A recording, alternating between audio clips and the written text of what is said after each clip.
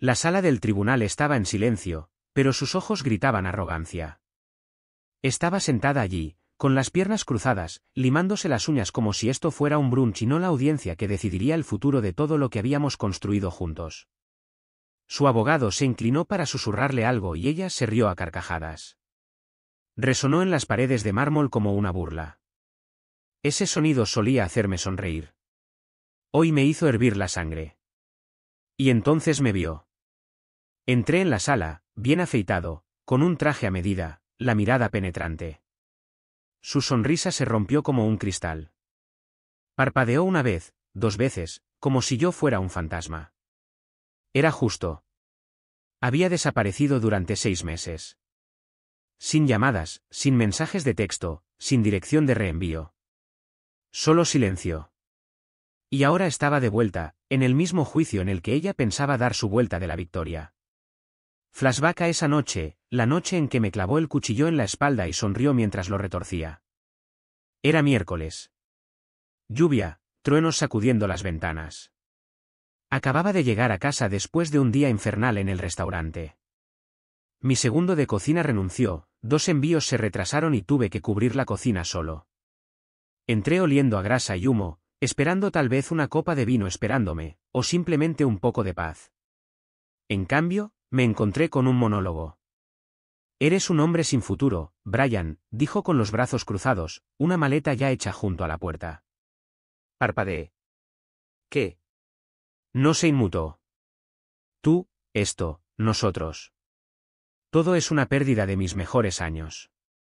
Estás atrapado en una estúpida cocina mientras el mundo avanza. Te di mis 20, no te voy a dar mis 30. Su voz era hielo. Ni siquiera ira, solo asco. Abrí la boca para hablar, cualquier cosa, pero ella levantó la mano como un policía deteniendo el tráfico. No. Me quedo con el restaurante. Puedes luchar contra ello, pero ganaré. Y entonces arruinaré toda esta farsa de matrimonio.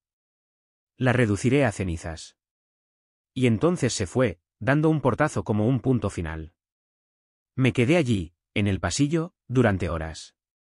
En algún momento alrededor de las 3 de la madrugada, cogí mi billetera, mi reloj y el encendedor de mi abuelo. Ni siquiera hice una maleta. Salí por la puerta trasera y desaparecí. Sin nota, sin redes sociales, sin llamadas a amigos. Me convertí en vapor. Pensó que me había roto, que volvería arrastrándome o que me ahorcaría con un paño de cocina en algún motel. No sabía que tenía algo mejor, claridad. 6 meses de ella. Y hoy no solo estaba de vuelta, estaba armado. Intentó susurrarle algo a su abogado de nuevo, pero él parecía confundido, porque ahora él también lo veía. Mi postura no estaba rota, mi mirada no estaba vacía. Parecía un hombre que había pasado medio año afilando un cuchillo, y hoy era el día en que lo desenvainaba. Articuló algo al otro lado de la sala del tribunal. Probablemente, ¿dónde demonios has estado? O tal vez, ¿qué estás haciendo aquí? Pero todo lo que hice fue sentarme, tranquilo, paciente, viéndola retorcerse. Todavía no lo sabía, pero cada movimiento que había hecho en esos 6 meses, yo lo había estado observando. Cada documento falsificado, cada reunión amistosa con agentes inmobiliarios para intentar vender el restaurante, cada cena sórdida con su nuevo juguete inversionista. Lo tenía todo. Me había llamado hombre sin futuro, pero había olvidado que incluso un callejón sin salida puede ser el lugar perfecto para tender una trampa. Y esto era solo el principio. Dicen que el silencio hace a un hombre peligroso. La verdad es que el silencio solo te da espacio para verlo todo. Después de desaparecer, no me fui a un retiro de búsqueda del alma ni me uní a un monasterio. Conduje hacia el sur, pagué en efectivo en las gasolineras, cambié de teléfonos desechables como si estuviera huyendo del FBI. Pero no estaba huyendo. Estaba observando, planeando. Me alojé en la cabaña de un amigo, fuera de la red, en Carolina del Norte, lo suficientemente lejos de la civilización como para que ni siquiera Google Maps pudiera encontrarme. Y mientras ella pensaba que me había ido lamiendo mis heridas, yo estaba construyendo mi propia sala de guerra, un portátil, un punto de acceso, un cuaderno. No necesitaba un batallón, solo concentración. La primera miga de pan llegó por accidente. Un camarero que conocía de los viejos tiempos me envió un mensaje de texto a mi antiguo número. No sabía que lo había desechado. Dijo: oye, creo que vi a tu esposa con un tipo en la azotea de la Toria. Parecían cercanos. ¿Te parece bien? Eso me golpeó como una pala en el pecho, pero también encendió una mecha. Tenía la sensación de que cuando alguien te llama hombre sin futuro y hace las maletas antes de que siquiera entres por la puerta, es probable que te hayan reemplazado mucho antes de que te lo digan a la cara. Pero ahora tenía pruebas. Y necesitaba más, así que las conseguí. Contraté a un investigador privado, Nathan, un amigo de la universidad que ahora se pasaba la vida escarbando en los armarios de los esqueletos de otros. Le conté todo, y quiero decir todo. No hizo preguntas, simplemente se puso a trabajar. En 2 semanas tenía una carpeta, una gruesa. Fotos de ella cenando con un tipo llamado Trent, el típico aspirante alfa de Wall Street, barba de diseñador, mocasines sin calcetines. El tipo de hombre que pide una botella de vino de $400 y la devuelve porque es demasiado joven. Había fotos de ella dándole de comer pastel, inclinándose, los labios rozándose. Una en la que su mano definitivamente no estaba en la zona segura debajo de la mesa. Otra en la que desaparecieron en la parte trasera de su Tesla durante 38 minutos exactos. Mi chico tenía marcas de tiempo. Luego vino la verdadera daga, capturas de pantalla, mensajes, correos electrónicos, notas de voz. No solo se estaba acostando con alguien, estaba vendiendo mi vida pieza por pieza. Había falsificado mi firma en los documentos preliminares de venta del restaurante. Le dijo a Trent: pronto será nuestro. Solo espera a que el tribunal finalice el divorcio, luego cobramos y nos mudamos a Los Cayos. Había un mensaje que reproducía repetidamente. Su voz sensual y engreída: voy a arruinarlo. No será más que un cocinero quemado sin nombre en nada. Desperdicié mis mejores años con ese patético hombre. Ni siquiera sabe que ya he ganado. Me senté allí, en la cabaña, con esa voz sonando en bucle, una sola copa de whisky en la mano. No enfadado, no llorando, solo quieto. No solo me engañó, apostó contra mí. Y lo hizo a lo grande, publicando fotos de vacaciones filtradas con leyendas como "comenzando mi vida real", mientras usaba joyas que yo le compré. Subtitulando fotos de cenas caras con frases como "mi rey siempre alimenta a su reina", como si no me hubiera dicho ni una sola vez que mi cocina olía a pobreza. Pero esto es lo que pasa con la traición: no te vacía, te afila. Mientras ella jugaba a las damas con amor falso y papeles falsificados, yo estaba aprendiendo ajedrez. Llamé a Nathan, le dije que consiguiera un abogado, un verdadero pitbull. No iba a detener el divorcio, iba a reescribir el final. Y tenía una regla: sin piedad. Para cuando se fijó la fecha del juicio, tenía todos sus mensajes impresos, declaraciones juradas firmadas, registros financieros, imágenes de cámaras y un activo clave, prueba de que el contrato original del restaurante que ella presentó tenía mi firma falsificada. Y la expresión de su rostro cuando entré en el tribunal, vivo, tranquilo y 10 pasos por delante, fue solo el aperitivo. No esperaba que hablara. Pensó que aparecería con el rabo entre las piernas, tal vez intentaría suplicar, intentaría salvar los restos de dignidad que quedaban. Pero yo no estaba allí para una reunión, estaba allí para la guerra. Cuando el juez pidió un receso, su abogado se levantó para estirarse y ella hizo su movimiento. Los tacones sonaban como dagas en el suelo pulido mientras cruzaba la sala hacia mí. Brian, dijo sonriendo como si fuéramos viejos amigos, tienes agallas apareciendo así. Pensé que finalmente habías aceptado tu destino. No respondí de inmediato. Solo la miré. Parecía más delgada, más tensa, un poco demasiado arreglada, como si estuviera audicionando para un papel para el que no estaba del todo preparada. El botox no podía ocultar el veneno en sus ojos. No puedes actuar sorprendida, dije, no después de lo que hiciste. Su sonrisa no se desvaneció. Oh, por favor, madura. Ambos sabíamos que esto nunca iba a durar. Eras cómodo, predecible, bueno para una fase. Paseó la mirada por mi traje. Quiero decir, mírate ahora, tratando de hacerte el importante. Ni siquiera sabes lo profundo que es este juego. Saqué mi teléfono, toqué una carpeta, se la acerqué al oído. Era su voz, la misma grabación que había escuchado en la cabaña. Voy a arruinarlo. Ni siquiera sabe que ya he ganado. Su rostro, su expresión, cambió en microsegundos. Primero confusión, luego pánico, luego furia. ¿Me grabaste?, siseó con voz baja. Eso es ilegal. Nathan lo hizo legalmente. Lugar público, conversación abierta. Fuiste descuidada. Apretó la mandíbula. No te atreverías a usarlo en el tribunal. Me incliné, con una voz como un susurro bañado en acero. Pruébame. Retrocedió como si la hubiera abofeteado. No lo entiendes, espetó. Merezco ese restaurante. Construí esa vida contigo. Estuve allí en cada fracaso, cada año miserable en el que te dejaste la piel persiguiendo tu pequeño sueño culinario. Esperé, te apoyé. Y ahora que finalmente importa, estoy cobrando. No apoyaste nada, respondí. Te burlaste de ello, te burlaste de mí. Me llamaste hombre sin futuro. Cruzó los brazos a la defensiva, porque era cierto. Eras aburrido, predecible, siempre cansado, siempre cocinando, nunca emocionante. Trent me hizo sentir viva. Sonreí. Claro, por eso te llama su deducción de impuestos. ¿Crees que está enamorado? Está en el negocio. Sus fosas nasales se dilataron. Esa dolió. No tienes derecho a juzgarme, ladró. Te desvaneciste. Me abandonaste. No, dije, acercándome. Escapé de ti. Y te observé durante 6 meses. Te observé mentir, engañar, robar. Te observé destruir todo lo bueno de tu vida. ¿Y para qué? Un asiento de cuero en el Tesla de algún hombre y unos cuantos filetes caros. Esa es tu idea de elevación. Parecía que iba a escupir, pero no lo hizo. Se dio la vuelta y se fue furiosa, los tacones cortando el suelo, murmurando algo entre dientes. Esa fue la última vez que hablamos directamente. Después de eso, todo pasó por los abogados.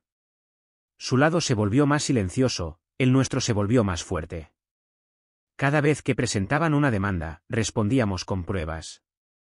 Cada mentira que intentaba contar se deshacía en la declaración.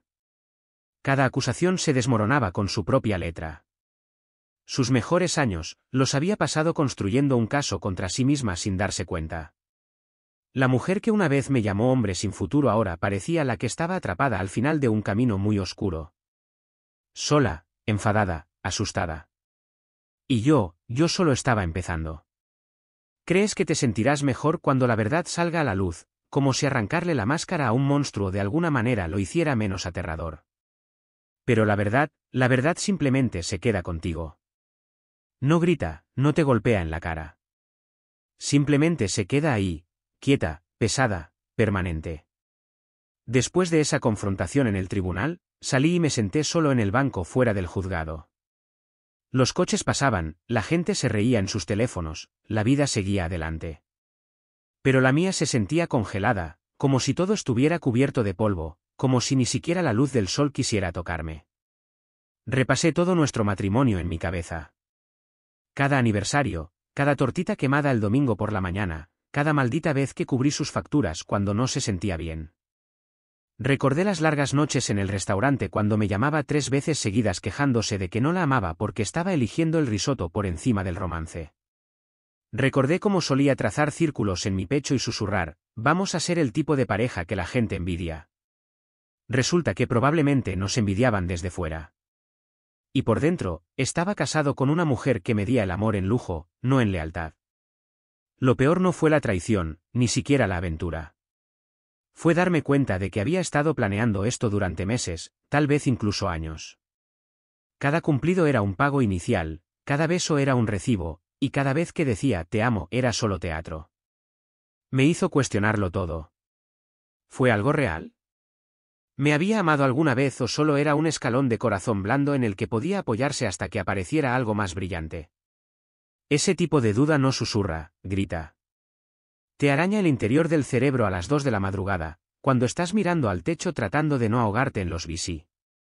Aparecen sueños en los que ella se ríe mientras tu mundo arde a sus espaldas. Dejé de comer durante días. No podía dormir, ni siquiera podía oler la comida sin pensar en su cara cuando decía que mi cocina era de lo que presumía la gente pobre. La rabia venía en oleadas. A veces golpeaba tan fuerte que tenía que detenerme mientras conducía solo para gritar al volante. Otras veces no sentía nada, solo un entumecimiento frío y plano que me hacía preguntarme si alguna vez volvería a sentir algo. Pero el duelo es algo extraño. No solo viene en forma de tristeza. Viene en silencio, en incredulidad, en una ira tan aguda que podría cortar acero. En momentos en los que sostienes una foto y ya no reconoces tu propia sonrisa en ella. Empecé terapia. Ni siquiera se lo dije a Nathan ni a mi abogado. Simplemente entré en una pequeña oficina encima de una tintorería y se lo conté todo a una mujer llamada Dra. Taylor, que llevaba gafas feas y no se inmutaba ante nada de lo que decía. Y lo dije todo. El dolor, el odio a mí mismo, la humillación, las pesadillas. La parte de mí que todavía quería oírla decir lo siento. La parte de mí que probablemente todavía le creería si lo hiciera. La Dra. Taylor no juzgó. Simplemente escuchó. Luego hizo la única pregunta que importaba: ¿quieres venganza o quieres paz? No respondí de inmediato. No pude, porque en el fondo quería ambas cosas. Quería que sintiera cada gramo de lo que me hizo sentir. Quería que se quedara despierta sabiendo que había perdido a un hombre que habría muerto por ella. Quería que se derrumbara en una sala del tribunal y supiera que yo fui quien construyó esa caída. Pero también quería volver a respirar, vivir sin su voz en mi cabeza, sin el peso de la traición sobre mis hombros. Todavía no sabía qué elegiría, pero sabía una cosa: nunca volvería a verme roto. Todo empezó con un mensaje de texto de su abogado: su cliente está dispuesta a renegociar. Háganos saber si está abierto a la discusión. Me tomó un minuto entero reírme. No una risita, una risa. El tipo de risa aguda y hueca que sueltas cuando una broma se ha prolongado demasiado y el remate finalmente se revela como patético. Se estaba resbalando. Podía sentirlo. Las grietas se estaban mostrando, y no solo en su caso, sino en su imagen. Empecé a oír susurros de viejos amigos en común, gente con la que no había hablado en años, que ahora enviaban mensajes cautelosos: oye, hombre, no sabía todo lo que estaba pasando. Simplemente, wow. Si alguna vez necesitas algo, ponte en contacto. Un mensaje destacó, de Laura, su antigua mejor amiga, la misma con la que dejó de hablar una vez que encontró a su nuevo grupo de tiburones inversores. Brian, se está desmoronando. Gritando a la gente en los restaurantes, peleándose por nada. Incluso me llamó llorando la semana pasada, dijo que le habías arruinado su plan maestro. Solo pensé que debería saberlo. Plan maestro. Esa era la palabra que usó cuando le dijo a Trent que se quedaría con el restaurante y lo convertiría en una franquicia de Miami con capital real, no con sueños culinarios. No respondí al mensaje del abogado. No lo necesitaba. Ya sabía la siguiente jugada. Verás, había presentado una moción de emergencia con toda la documentación que teníamos, las firmas falsificadas, los registros financieros alterados, la cohabitación con su inversor. Nuestro lado tenía motivos para congelar el control de los activos de inmediato. Y lo hicimos. Intentó vender mi restaurante. Ahora ni siquiera podía entrar en él. La misma noche que se aprobó la moción, cambié todas las cerraduras, reemplacé al personal que intentó poner en mi contra. Y, por primera vez en un año, entré en mi propia cocina y no me sentí como un fantasma en la vida de otra persona. Era mía de nuevo.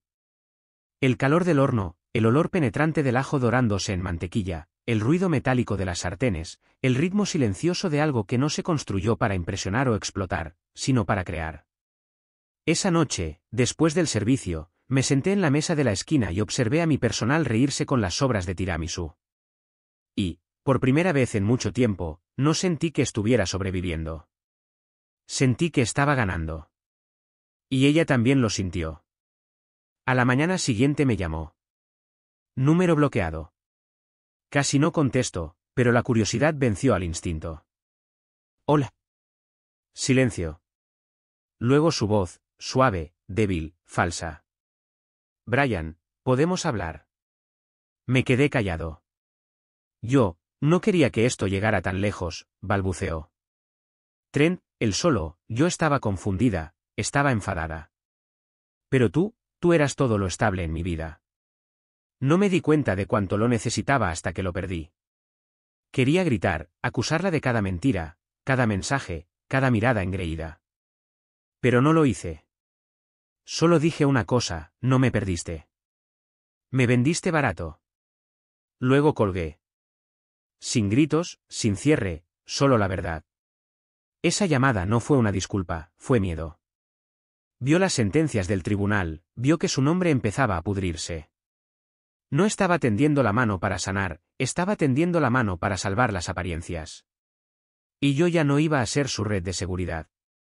Yo no era el hombre sin futuro. Yo era la línea de meta que ella no podía cruzar. A partir de ese día, el tono de todo cambió. Las demandas de su abogado se redujeron de agresivas a desesperadas. Sus publicaciones en línea dejaron de ser fastuosas y empezaron a ser citas vagas sobre la curación y el renacimiento. Intentó cambiar su narrativa de mujer poderosa que escapa de un matrimonio tóxico a esposa incomprendida que busca el perdón. Pero el daño estaba hecho. No solo a mí, a ella, a la máscara que llevaba. Y, por primera vez, ya no me sentía roto.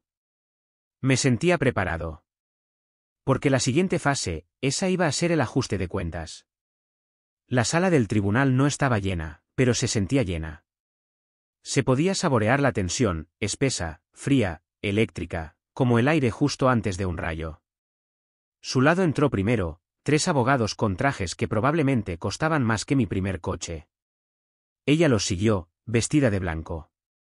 La ironía era tan fuerte que casi me río. Miró a su alrededor como si esperara cámaras.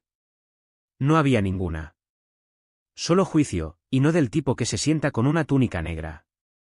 Luego entré yo. La misma expresión tranquila, el mismo traje. Nada llamativo, sin séquito. Solo la tranquila confianza de un hombre con la verdad de su lado. Cuando el juez entró y comenzamos, su abogado intentó un último Ave María. Alegó angustia emocional, alegó que la abandoné, alegó que utilicé el silencio como arma para manipular el divorcio. Eso fue gracioso.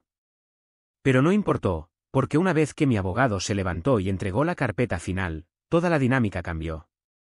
Dentro, documentación verificada de firmas falsificadas, extractos bancarios que mostraban dinero faltante de cuentas conjuntas transferido a la empresa fantasma de Trent, fotos de ella y Trent entrando en propiedades con las que ella afirmaba no tener conexión, y lo mejor de todo, audio de ella diciéndole a alguien durante un brunch: nunca sobrevivirá a esto.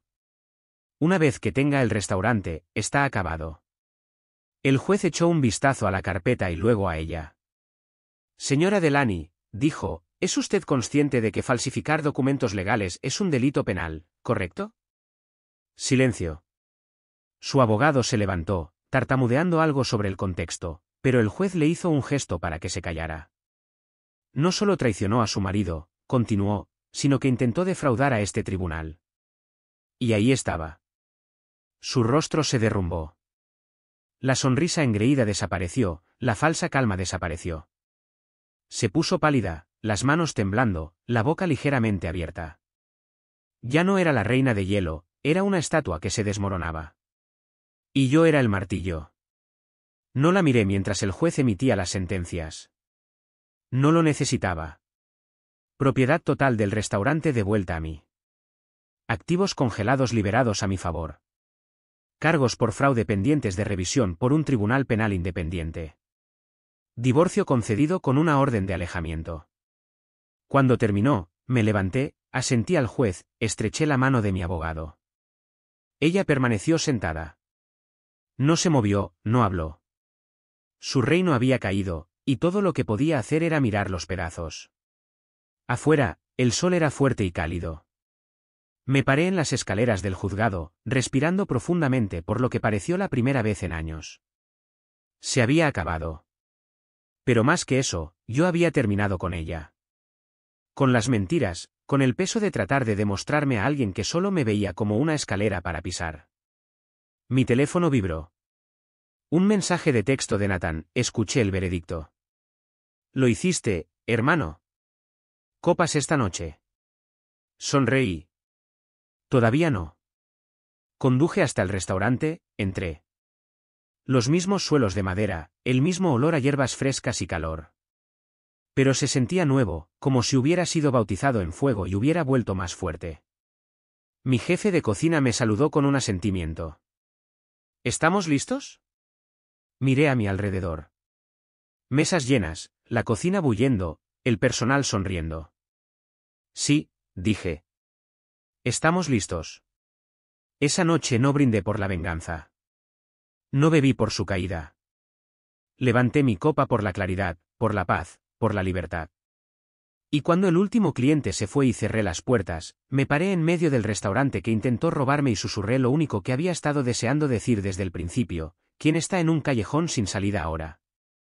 Reconstruir es más silencioso que la venganza. No hay grandes gestos, ni explosiones. Solo el lento y constante proceso de reclamar tu vida, ladrillo a ladrillo, doloroso ladrillo. Pero eso es exactamente lo que hice en las semanas posteriores al veredicto.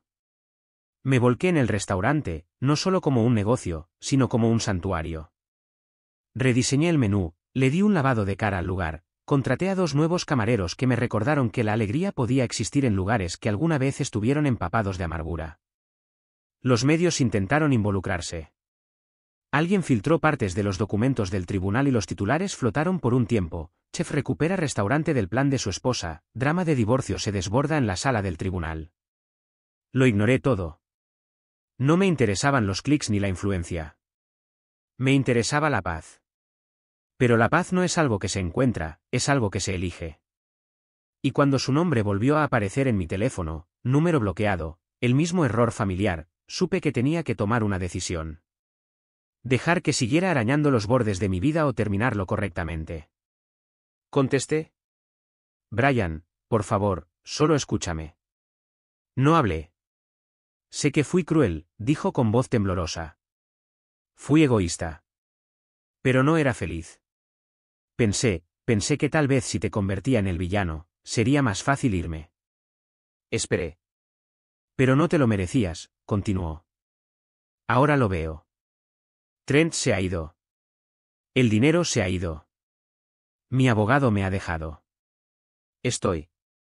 Su voz se quebró. Estoy sola. Finalmente hablé. Estabas sola todo el tiempo, Rachel.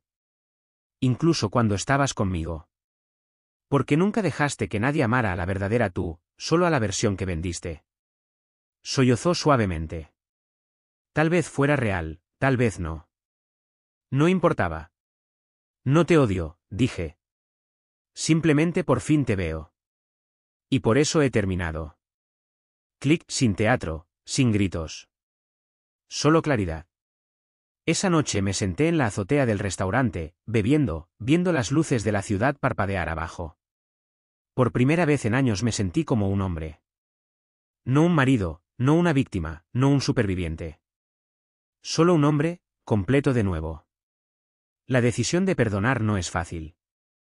Pero no siempre se trata de la otra persona. Se trata de liberarte a ti mismo, de soltar el peso que te atan al pecho y caminar más ligero sin él. No perdoné a Rachel por ella. La perdoné por mí. Porque arrastrar el odio a cada habitación, cada relación, cada nueva oportunidad, solo mancha todo lo que tocas.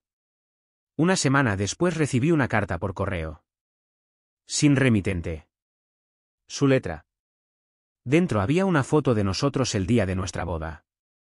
En el reverso, con tinta desteñida por lo que parecían lágrimas, me equivoqué. Fuiste la mejor parte de mi vida.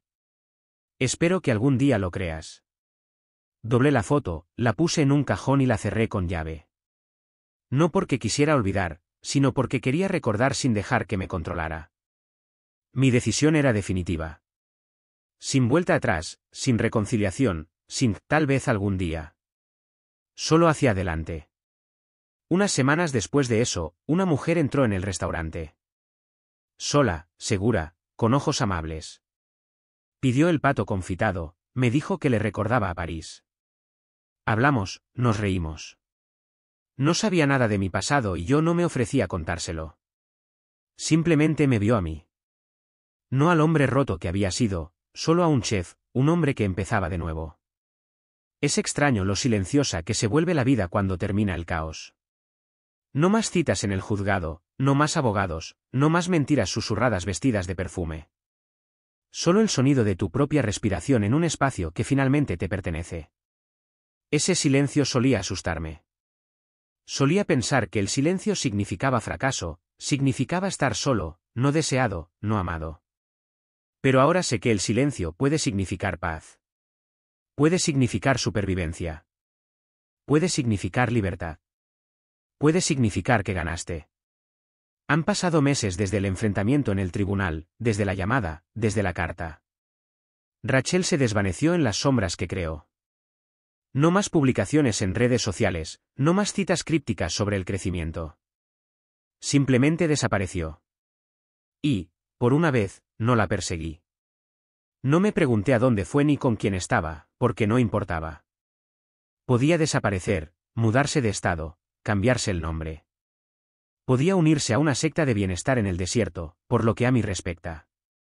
Lo que importaba era esto, había sobrevivido a ella. Y no solo sobrevivido, prosperé después de ella.